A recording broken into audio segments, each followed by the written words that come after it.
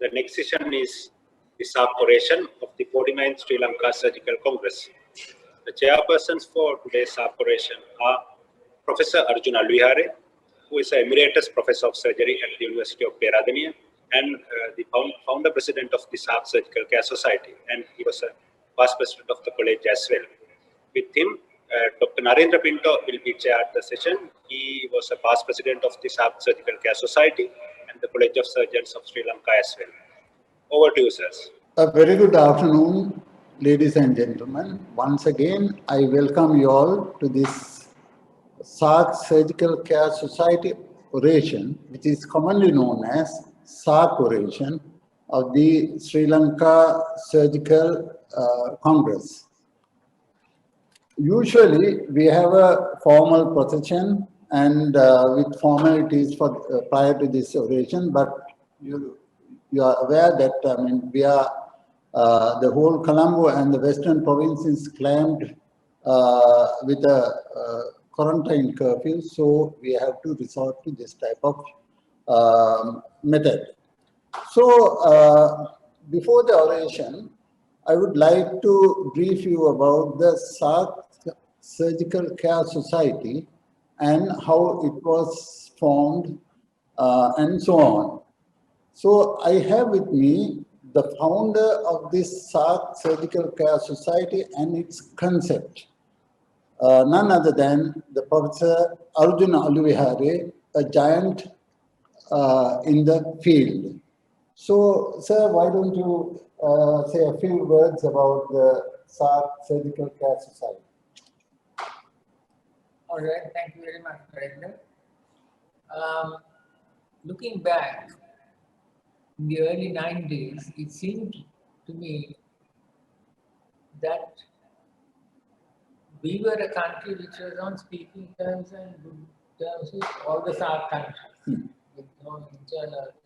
There are certain politics between certain countries. And also that if we take our countries together, we are people of great skill and experience.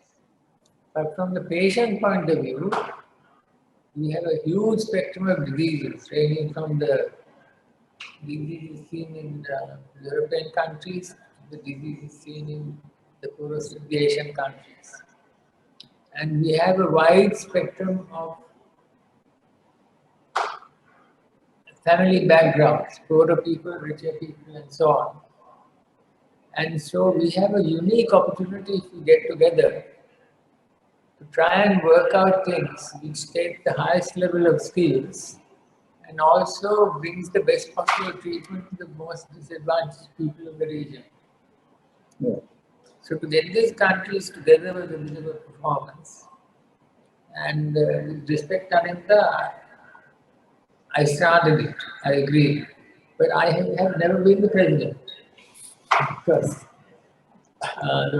we decided. Yeah, but it's the just a formality to say, but you have been chairing as the president. So we all agreed that you are the founder president because of anyway, I think our countries being together is a remarkable opportunity which many other regions, some of the African regions have, but many other regions don't have. And I must tell you one thing, it's called the SARC Surgical Care Society.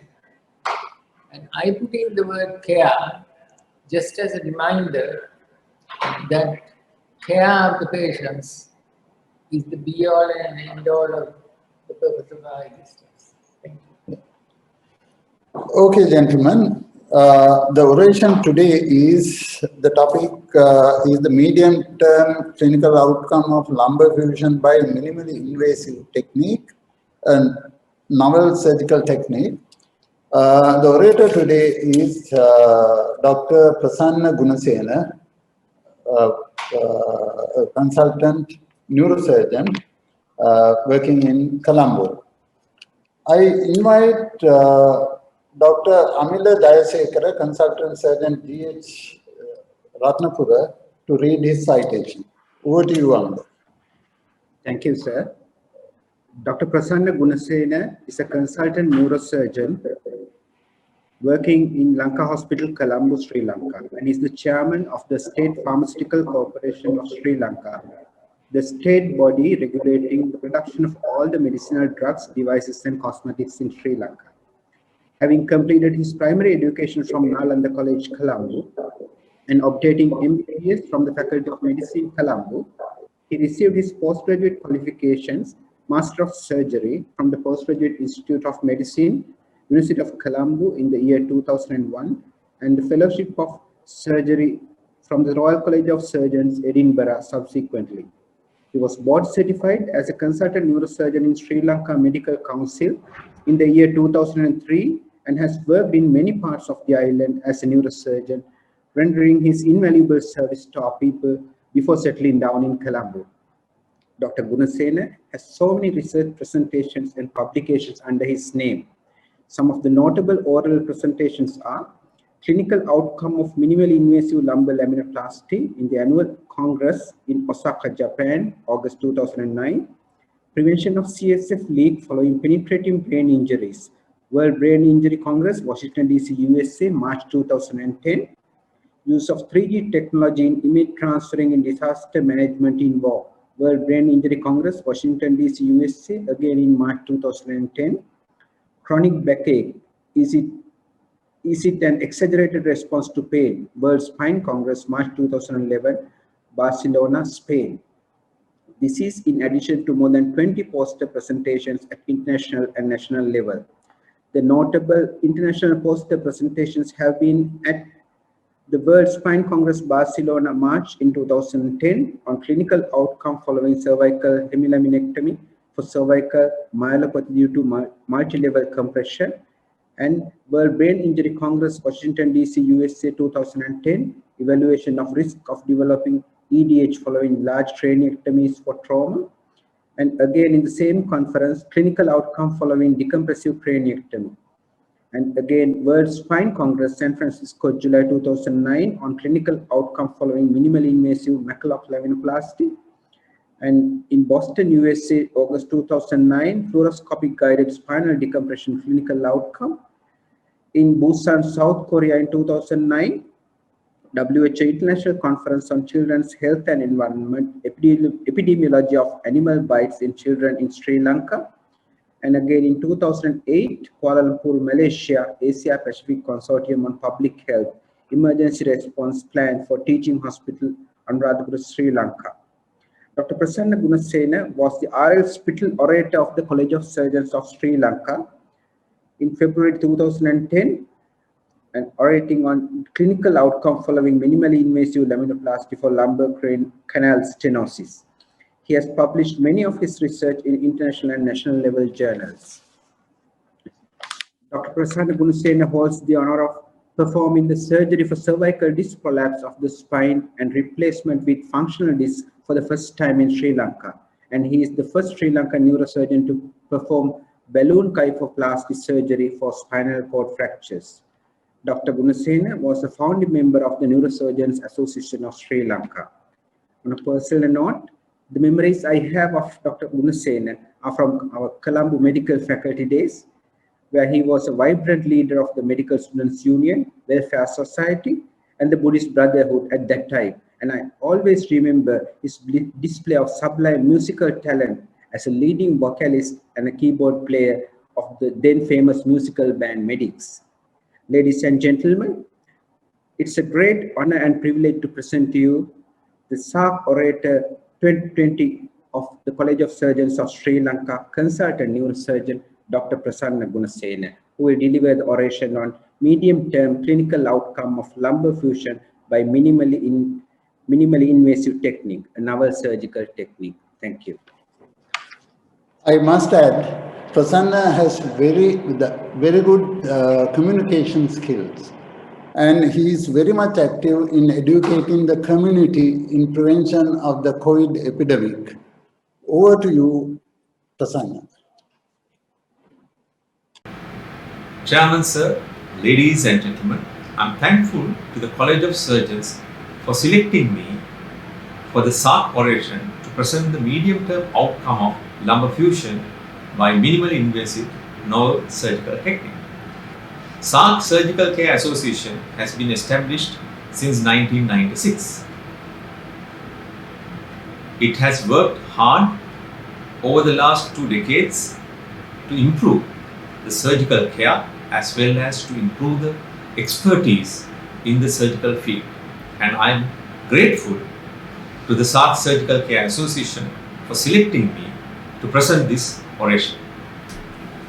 Standard treatment for symptomatic lumbar spondylolisthesis is lumbar laminectomy with posterior lateral lumbar fusion, either with or without lumbar interbody fusion. Why we need to do lumbar fusion is because natural active spinal stability system like paraspinal muscles, ligaments and fascia, as well as passive supportive structures like intervertebral discs, joint capsules are no more in position to keep the spine intact after laminectomy. Out of many causes of lumbar spondylolisthesis, majority of patients included into the study have degenerative spondylolisthesis and a minority have isthmic spondylolisthesis.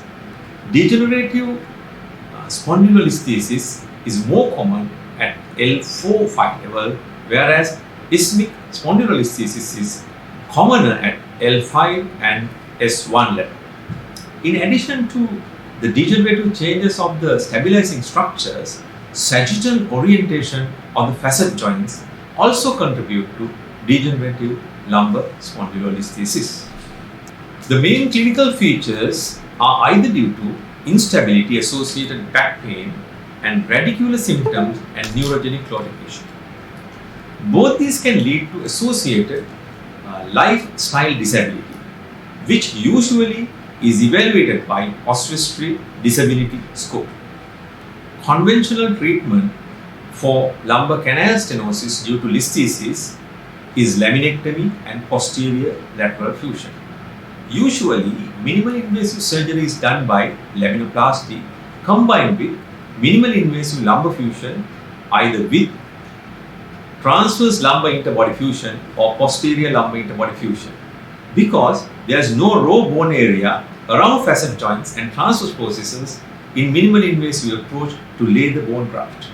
When compare minimally invasive fusion with conventional decompression and fusion, improvement of radiculopathy has been almost comparable in both types of surgeries, whereas radiation exposure, hardware failure, nerve root injury and screw malpositioning has been found more in minimally invasive surgery, most probably related to minimal exposure of the anatomy during the surgical procedure. Even though minimally invasive surgery is supposed to have less muscle ischemia, few studies also shows transverse lumbar interbody fusion and posterior lumbar interbody fusion is associated with identifiable muscle ischemia around the paraspinal muscles. In order to overcome the problems of standard minimally invasive surgery and conventional fusion, our team designed a minimally invasive spinal surgery with modified technique, which is new to Sri Lanka. To our study, we included 60 consecutive patients who underwent our method of minimally invasive surgery, and we compared those patients with 48 other patients who underwent standard lumbar decompression and posterior lateral fusion assisted by neuronavigation in the same center. We further evaluated the clinical outcome of minimally invasive surgical patients over a period of 2 weeks, 6 weeks and 6 months. Once we operated these patients, we evaluated the improvement of radiculopathy pain, improvement of Oswestry Disability Index, the duration of hospital stay, the blood loss, the use of opioid analgesics. The surgery we performed is navigation assisted minimally invasive lumbar fusion and decompression through Maculoc laminoplasty. To perform this minimally invasive surgery, we used several equipments. We used Siemens Arcadis Orbit 3D fluoroscopy, radiolucent operating table, Medtronic Stealth Station, S7 navigation system, A-spine, modified instruments and screws with rods, and modified NIM Eclipse nerve monitoring system. We assisted all these instruments in order to optimize the outcome and refine the surgical technique that we used on these patients. All the patients who underwent minimally invasive surgery had MRI imaging of their spine, and standard blood investigations and optimization of the patients were also done. All patients were taught stretching exercises prior to surgery, and they had chlorhexidine baths on the preoperative day. All the patients undergo general anesthesia before surgery. Once the anesthesia is given, all patients were kept on prone position. And then after keeping the patient on the prone position, we do the initial fluoroscopic assessment to find the exact place. Thereafter, we do the 3D and then prep the patient. Usually in minimally invasive surgery, 4 incisions are made. But in our case, we use a single midline incision for the initial exposure. And then we expose the lamina where we need to do the decompression. And we fix the reference frame of the minimally invasive system to that spinous process. The recommended technique to fix the frame is to the posterior iliac crest. But in our case, we noticed that there is a lot of pain caused by the fixation of the frame to the iliac crest. Therefore, we use the exposed spinous process for that purpose. Once we fix the frame, we do the 3D imaging, and then the images are fed into the navigation system. Thereafter, we do the registration of all the instruments that we use for the surgery. Once we register all the instrumentations, the next step is to do a paraspinal muscle splitting incision. This incision is made and expose the pedicles and the facet joints. Thereafter, we do a small corticotomy over the facet and then insert the awl, and thereafter the probe to create a path into the vertebra. Thereafter, we fix the screws. Once we put 2 screws to both vertebra, and then we fix the connecting knot. Thereafter, we do the same thing to fix the opposite side. Usually, we don't do the tightening of one set of screws before inserting the others, because it can cause small readjustment of the bones that can lead to wrong references in the navigation system. Therefore, final tightening is always done after fixing all 4 screws. Once we fix all 4 screws, the fixation part is done. And then we go for the decompression part, where we do a small laminotomy over the lamina that we exposed. And once we do the laminotomy, we thereafter start taking off the thickened ligamentum flavor, hypertrophic ligaments of all the facets, to decompress the thecal sac and the nerve roots on the side of the surgery as well as the opposite side. So at the end of the surgery, in the decompression, we get a clear picture of decompressed thecal sac with nerve roots on the both sides. And the bone that we harvest in the laminotomy, we use to lay over the facet joint and the transverse processes where we inserted the screws. And sometimes the bone we harvest is not enough.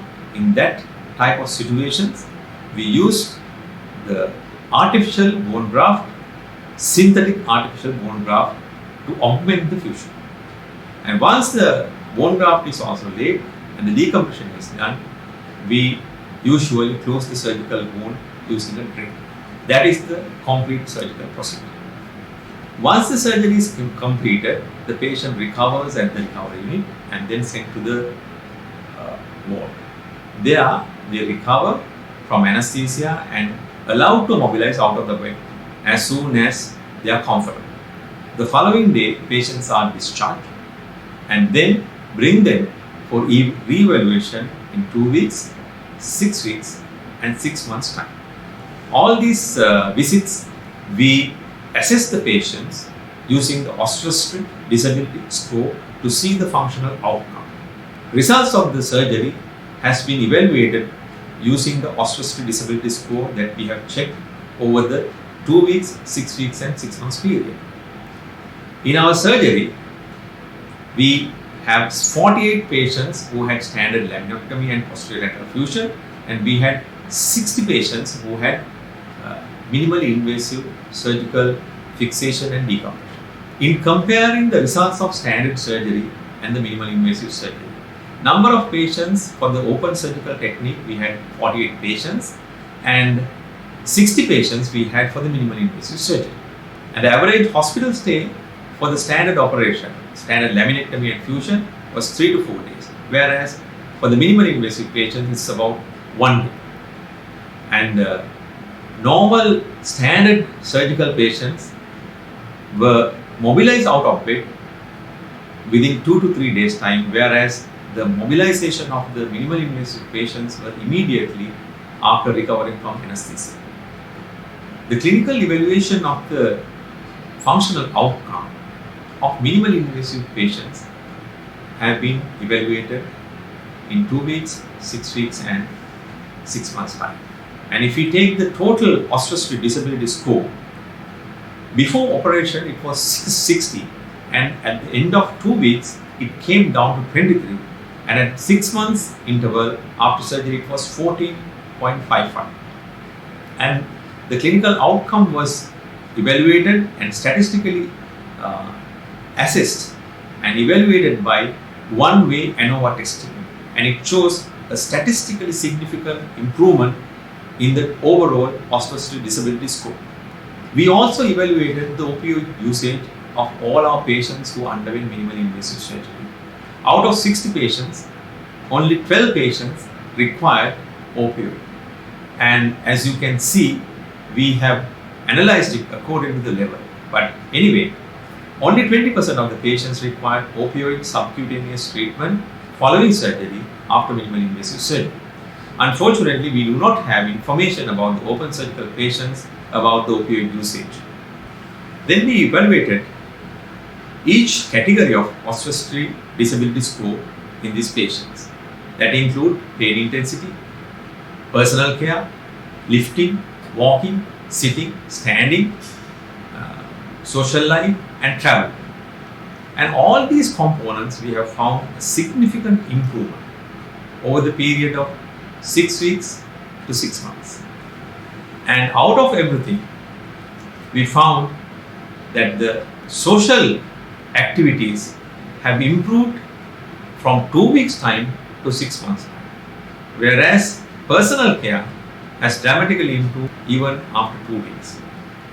So overall evaluation of all components of Osteostrip Disability Index have been improving in all the patients, which gives a statistically significant improvement of the quality of life.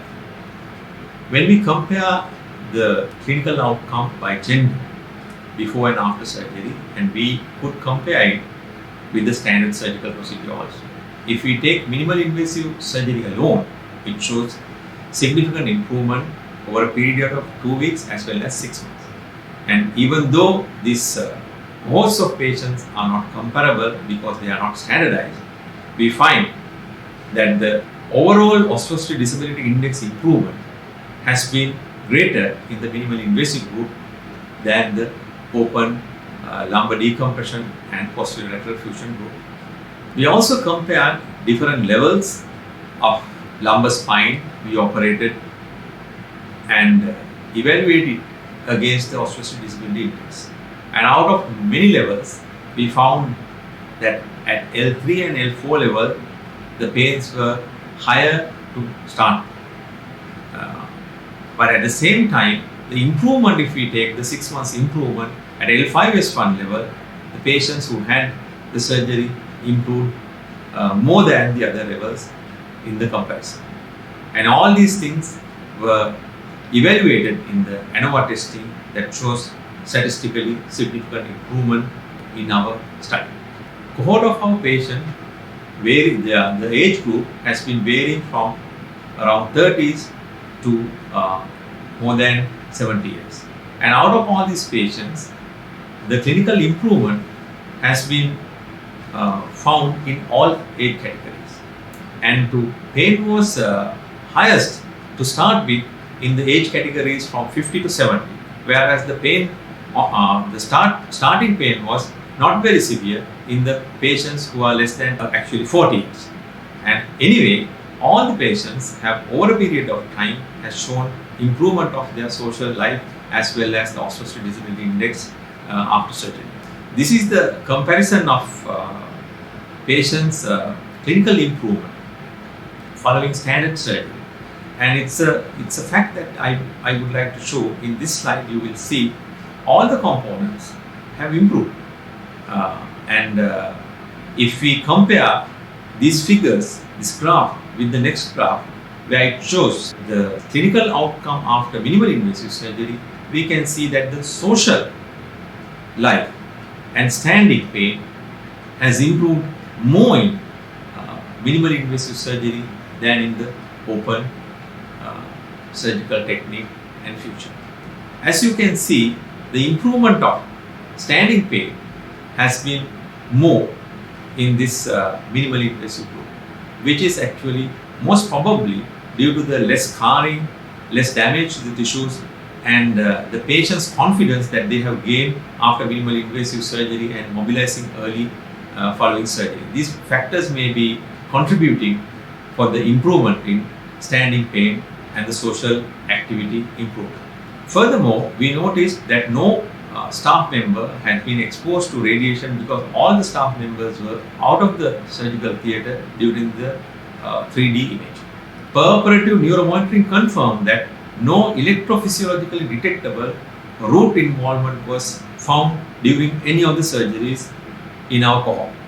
At the same time, none of the patients required post-operative CT scans due to clinical features of screw malposition or any doubts. And it is too early to comment about the fusion because we have evaluated these patients up to 6 weeks and 6 months. But we need to further follow up these patients to confirm the body fusion and the stability of the segment that we have operated. And also, it will take some time to comment about hardware failure. But if the body fusion is satisfactory, then the chances of hardware failure will be minimal. In conclusion, novel technique of minimally invasive surgery was a safe and tedious procedure, which gave comparable clinical outcome to the world literature with clinical and electrophysiologically undetectable screw-related issues and socially acceptable scar with satisfied patients following a fusion surgery. I would like to thank Dr. Dilshan Munidasa, senior orthopedic surgeon, who has been there with me throughout this series of patients to perform it successfully, and Dr. Anil Veerasinghe, who has been working very hard to make this presentation also, and who has been assisting all my surgeries, and designing the instruments has been done mostly by Dr. Anil Veerasinghe, and Professor Nanika Gunawardena, the professor of Community Medicine and Statistics at the Colombo University, and she helped me in the statistical analysis. And I must say Dr. Loranthi Samarasinghe has been doing a great job in keeping the patients under anesthesia to suit with neuronavigation as well as neuromonitoring during the whole series. And at the same time, I would like to thank the nursing staff, the technical staff of Lanka Hospitals, as well as the management of Lanka Hospitals, to providing all the necessary instruments and the equipments as well as the latest technology to affordable price to the people, which is quite competitive compared to prices in the rest of the world. And also, last but not least, I would like to thank again the College of Surgeons as well as the SARC Clinical Care Society allowing me to do this oration and enlighten the people and the doctors who are willing to perform the same surgery for the betterment of the patients with lumbar spondylolisthesis and spinal canal stenosis. Thank you very much once again. Thank you very much, Prasanna, for that excellent oration. That concludes the SARC Surgical Care Oration 2020.